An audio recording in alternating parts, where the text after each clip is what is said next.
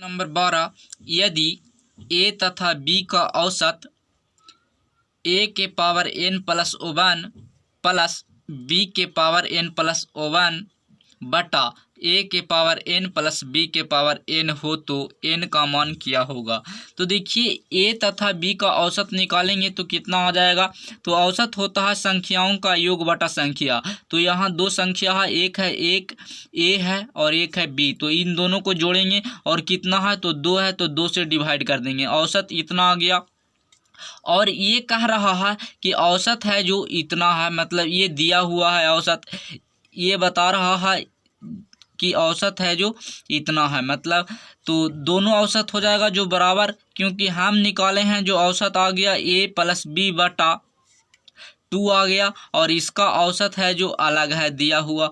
तो एक ही चीज़ का दो औसत नहीं हो सकता है, तो ये दोनों को बराबर कर देंगे। तो इस तरीका से बराबर कर दिए हैं। अब देखिए यहाँ पूछ रहा है n का मान क्या होगा, मतलब ये n का वैल्यू क्या होना चाहिए। तो n का वैल्यू देखिए n का मान कह रहा है निकालने के लिए, तो ये जो ऑप्शन में दिया हुआ है जो n का मान ही है, लेकिन इसमें से चुनना है कि कौन सही है। तो सबसे पहले हम देखिए स्टार्ट करते हैं a से। तो ये 0 1 2 4 है जो n का मान है, लेकिन चुनना है कि कौन सही है। तो 0 हम मानते हैं कि n का मान, मतलब इसको कहते हैं ऑप्शन पुट करके देखते हैं। तो मानते हैं कि n का वैल्यू 0 होगा, तो n का वैल्यू 0 होगा, तो n का वैल्यू 0 हो जाएगा, तो 0 प्लस 1 1 हो जाएगा, तो a के पावर 1 हो जाएगा। तो इसका जो ऊपर वाला वैल्यू है जो a के पावर 1 हो जाएगा, और यहाँ प्लस है तो ये प्लस का चिन्ह लिखा जाएगा, और b है और b के पावर n प्लस 1 है, तो n का वैल्यू तो 0 माने हैं, यहाँ लिख देते हैं n बराबर 0।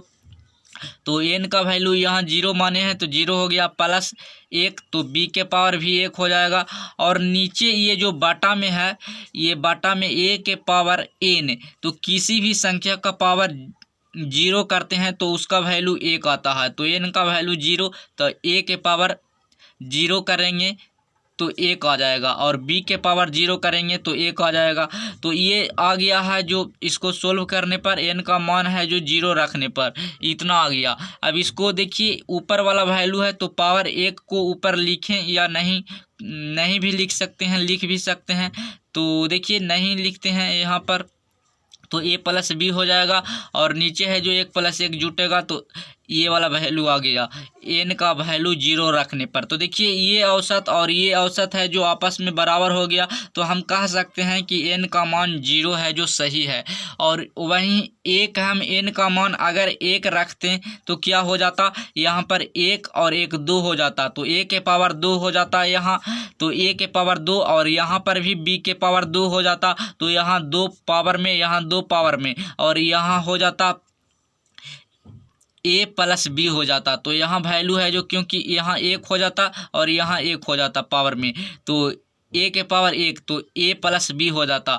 तो इसका वैल्यू आ जाता n का, n बराबर 1 रखने पर वैल्यू आ जाता इतना, a के पावर 2 प्लस b के पावर 2 बटा a प्लस बी, इस तरीका से आ जाता। तो देखिए ये है जो आया है n का पावर, n का वैल्यू 1 रखने पर, तो यहाँ और यहाँ दोनों मिल नहीं रहा, क्योंकि यहाँ बराबर वैल्यू बता रहा है, तो यहाँ भी बराबर होना चाहिए। तो ये गलत हो जाएगा, एक वैल्यू है जो गलत हो जाएगा, तो 2 है जो भी गलत होगा, और 4 है जो भी गलत हो जाएगा। तो इसका सही आंसर n का मान है जो 0 रखने पर होगा। तो इसका सही आंसर ऑप्शन नंबर ए होगा। तो इसको इस तरीका से ऑप्शन से सोल्व कर सकते हैं।